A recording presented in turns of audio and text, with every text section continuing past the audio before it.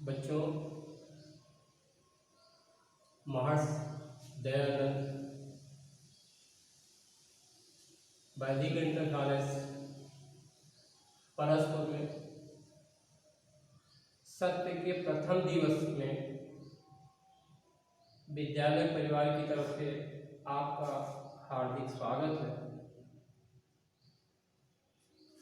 हम आशा करते हैं कि आप शिक्षा के माध्यम से अपने भविष्य के प्रति उत्तरोत्तर विकास करने का प्रयास करेंगे, जिसमें अध्यापक का सहयोग, विद्यालय परिवार से दी जाने वाली सुविधाएं, यह आपके लिए ही है। बच्चों, ये दुर्भाग्य है कि हम लोग आमने सामने होकर के शिक्षण कार्य नहीं कर पा रहे हैं, लेकिन व्यवस्था के तहत आप लोगों को शिक्षण कार्य में अच्छी सुविधा देने का प्रयास किया जा रहा है। देखें, शिक्षण कार्य के लिए ये आपकी हिंदी की पाठ विषय वस्तु आपके सामने है। सबसे पहले हम आप लोगों को ये बताते चलें कि हिंदी का पाठ्यक्रम जो आपका प्रारंभ होता है, सबसे पहले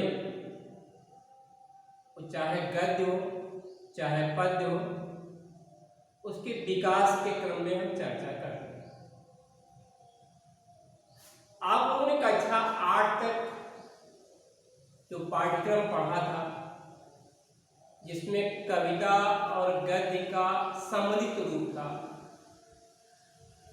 केवल उस पुस्तक को भाषा किरण के नाम से जाना जाता था, जो आपकी प्राइमरी की किताबें चलती थी, या जो आपके जो है उस विद्यालयों में चलती थी, प्राइवेट विद्यालयों में चलती थी।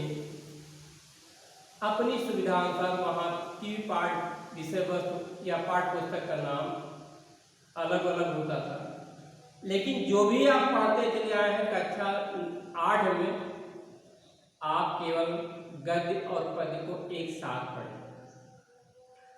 अब जब हम कक्षा 9 में पहुंचते हैं, तो कक्षा 9 में पहुंचने के बाद में गद्य और पद्य को पढ़ने के लिए दो अलग अलग प्रेस्क्राइब्ड बुकें हैं, दो अलग अलग पुस्तकें आप लोगों के लिए निर्धारित की गई हैं। एक गद्य है, दूसरा पद्य। अब गद्य को पढ़ने के पहले हम ये समझें कि इसका विकास कैसे हुआ। पद्य को पढ़ने के पहले हम इसके बारे में सोचें कि इसका विकास कैसे हुआ। ठीक है ना? तो इस विकास की चर्चा क्योंकि हम थोड़ा बाद में करना चाहते हैं, क्योंकि अभी कुछ बच्चे हो सकता है आपके उस पर न जुड़े हों, तो और भी संख्या थोड़ी हो जाती, उसके बाद में हम उस पाठ्यक्रम को बाद में लेंगे। छोटे छोटे पाठ्यक्रम जो कम समय में आपके हैं, उनको हम ले करके आप लोगों को आज का सत्र का प्रथम दिवस का कार्य, शिक्षण कार्य प्रारंभ करना चाहते हैं। देखिए, जो हमने टॉपिक लिया है, प्रकरण लिया है, ये आपके यूपी बोर्ड के सिलेबस में जो आपका प्रश्न पत्र है कक्षा 9 का या 10 का प्रश्न पत्र है, इसमें प्रश्न क्रमांक 8 पर ये प्रश्न इस तरीके से प्रश्न पूछे जाते हैं। ठीक, अब इसमें आप ये देखें कि काव्य सौंदर्य क्या होता है। भाई, काव्य का मतलब आप लोग समझते हैं कविता, ठीक है ना? सौंदर्य का अर्थ होता है सुंदरता। ठीक, तो कविता की सुंदरता कराने वाले जो अवयव होते हैं, उन्हीं को हम काव्य सौंदर्य के तत्व कहते हैं। ठीक, अब इसमें रस भी आता है, छंद भी आता है, अलंकार भी आता है। ठीक, जैसे विभिन्न प्रकार के आभूषण नारियों के होते हैं, ऐसे कविता के भी ये विभिन्न प्रकार के आभूषण के रूप में जाने जाते हैं, गहने के रूप में जाने जाते हैं, जिससे कविता की सुंदरता बढ़ती है। वो आपका रस है, छंद है और अलंकार। ठीक, अब सबसे पहले हम आपको बताते चले कि कक्षा 9 का पाठ्यक्रम जब पहले था, जब पाठ्यक्रम आपका CBSE रूल पे लागू नहीं हुआ था, तो यूपी बोर्ड का सिलेबस इतना लेंदी था कि कक्षा 9 में आप लोगों को सारी चीजें, रस के सारे भेद पढ़ने होते थे। रस के 9 रस के बारे में आपको पढ़ना होता था। रस का अस्थाई भाव, विभाव, अनुभाव, संचारी भाव, सबकी परिभाषा पढ़नी होती थी, सबका उदाहरण आपको रटना होता था। लेकिन जब से आपके आयत का रूल CBSE बोर्ड लागू हो गया, तब से आपके कुछ सीमित रस आपके पाठ्यक्रम में बचे हैं। ऐसे आपके अलंकार हैं, ऐसे आपके छंद हैं। ठीक, तो रस में तो हम सबसे पहले आपके सामने रस की चर्चा करना चाहते हैं। रस किसे कहते हैं? रसते इति रसा, अर्थात जो आनंद की अनुभूति करावे उसी को हम रस कहते हैं। भाई आप उदाहरण के लिए, प्राचीन काल में पहले हम लोग चीनी और पानी को एक में घोलते थे, और चीनी और पानी को एक में घोलने के कारण उसको प्रायः रस कहा जाता था। गांव गंवई की भाषा में उसको रस कहा जाता था। फिर उसका परिमार्जन हुआ, उसका बदल हुआ, लोग शरबत कहने लगे। ठीक है ना? लेकिन आप रस के रूप में गन्ने को जो मतलब गन्ने से जो पेय पदार्थ निकाला जाता है उसको रस कहते हैं। उसका स्वाद कैसा होता है? मीठा होता है। आज मर्चे को पीस करके घोल बनाया जाए, उसको रस की संज्ञा नहीं दी जा सकती। रस की संज्ञा जिससे सुख की अनुभूति हो। रसते एक रसा, अर्थात आनंद की अनुभूति करावे उसी को रस कहते हैं। ठीक, अब आप समझ गए कि भाई जैसे कविता आप पढ़ने लगते हैं या कोई रचना आप पढ़ने लगते हैं, तो जिस रचना में आपको बहुत अच्छा लगता है उस रचना को आप बार बार पढ़ने का प्रयास करते हैं, बार बार उसको पढ़ते हैं। ठीक ना? तो उसमें कौन सी ऐसी विशेषता आपको देखने के लिए जिसके लिए आप उसे बार बार पढ़ने का प्रयास करते हैं? वहां से आपको आनंद की अनुभूति हुई, आत्मा को आनंद मिला। ठीक ना भाई? आज आप ऐसे उदाहरण के लिए ले लीजिए कि जैसे खाने में कोई भोजन आपको जो प्रिय लगता है उसको बार बार अपनी माँ से कहते हैं कि माँ आज ये बनाओ, हम ये खाएंगे। ठीक है ना? तो जैसे भोजन में आनंद की अनुभूति उसे बार बार खाने का प्रयास करते हैं, ऐसे कोई भी साहित्यिक रचना हो उसे आप बार बार पढ़ने का प्रयास इसीलिए करते हैं क्योंकि उसमें आनंद की अनुभूति है। ठीक ना? अब आप रस की परिभाषा से आप स्पष्ट करने गए होंगे कि रस का अर्थ क्या होता है। आप एक संक्षेप में हम आपको एक परिभाषा दे दें। आप हो सकता है इसमें थोड़ा अपने मानसिक संतुलन को खो बैठे हो, न समझ पाए हो। विभाव, अनुभाव, संचारी भाव के संयोग अवस्था से